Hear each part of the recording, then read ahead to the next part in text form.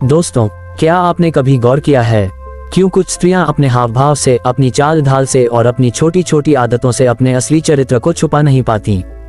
क्यों उनके भीतर की बातें बार बार उनकी आंखों और आवाज से बाहर झांक जाती हैं? आचार्य चाणक्य ने हजारों साल पहले कह दिया था, स्त्री के चरित्र को जानना चाहते हो तो उसके शब्दों पर मत जाओ, उसके व्यवहार और उसके बदलाव पर ध्यान दो। आज के जमाने में जहां दिखावा हर चेहरे पर नकली मुखौटा चढ़ा देता है, वहीं दो संकेत ऐसे हैं जो चाहे जितना छुपाए जाएं, छुपते ही नहीं। ये दो संकेत ऐसे हैं कि अगर आप पहचान लें तो किसी भी स्त्री के असली इरादों और स्वभाव का सच आपके सामने खुल जाएगा। पहला संकेत, आंखों की भाषा। कहा जाता है, आंखें दिल का आईना होती हैं। इंसान चाहे लाख अभिनय कर ले, पर उसकी नजरें सच्चाई उगल ही देती हैं। जब कोई स्त्री वफादार होती है तो उसकी नजरें स्थिर रहती हैं, साफ और सादगी से भरी होती हैं। वह सामने वाले से आंख मिलाकर बात करती है और उस नजर में पवित्रता झलकती है।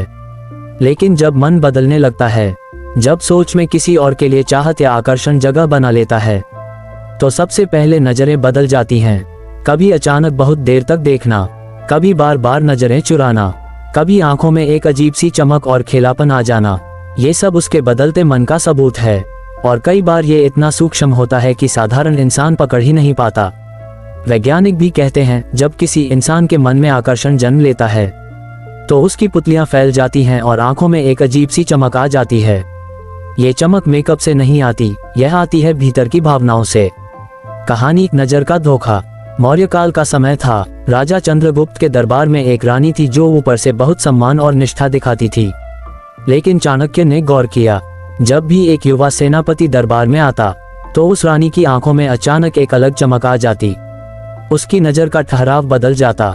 चाणक्य ने राजा को चेताया, राजन, उसकी वाणी मत देखो, उसकी आंखों को देखो, वहां असली सच छुपा है। कुछ समय बाद वही रानी सेनापति के साथ षड्यंत्र में पकड़ी गई। यानी नजरों का बदलना ही धोखे का पहला सबूत था। दूसरा संकेत, आवाज और बोलचाल का बदलना। क्या आपने कभी नोटिस किया है, आवाज इंसान के भीतर का राज खोल देती है। जब कोई स्त्री ईमानदार और वफादार होती है तो उसकी आवाज सहज, सामान्य और स्थिर रहती है। उसमें न तो बनावट होती है, न ही अनचाही मिठास।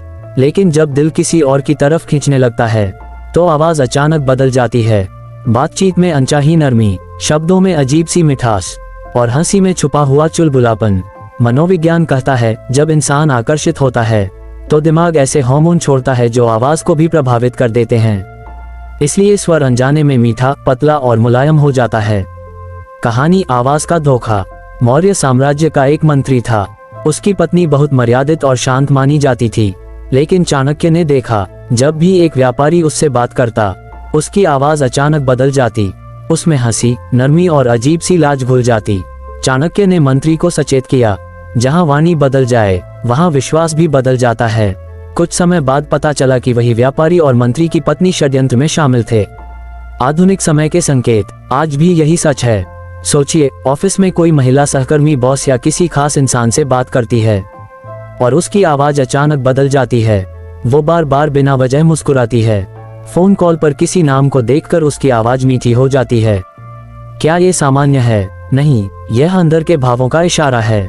दोनों संकेत का मिलना। अगर किसी स्त्री की नजरें भी बदल जाएं और आवाज भी बदल जाए तो समझ लीजिए उसकी भावनाएं अब पहले जैसी नहीं रहीं, और यही सबसे बड़ा खतरा है। निष्कर्ष। दोस्तों, चाणक्य ने जो बातें हजारों साल पहले लिखी वह आज भी उतनी ही सच्ची हैं, क्योंकि इंसान की नीयत और भावनाएं समय से नहीं बदलती, बस उन्हें छुपाने के तरीके बदल जाते हैं। इसलिए याद रखिए, अगर आप किसी के हाव भाव, नजर और आवाज पढ़ना सीख लें तो आप कभी भी बड़े धोखे का शिकार नहीं होंगे। सच कड़वा होता है, लेकिन जो इसे स्वीकार कर लेता है वो जीवन भर जहर नहीं खाता।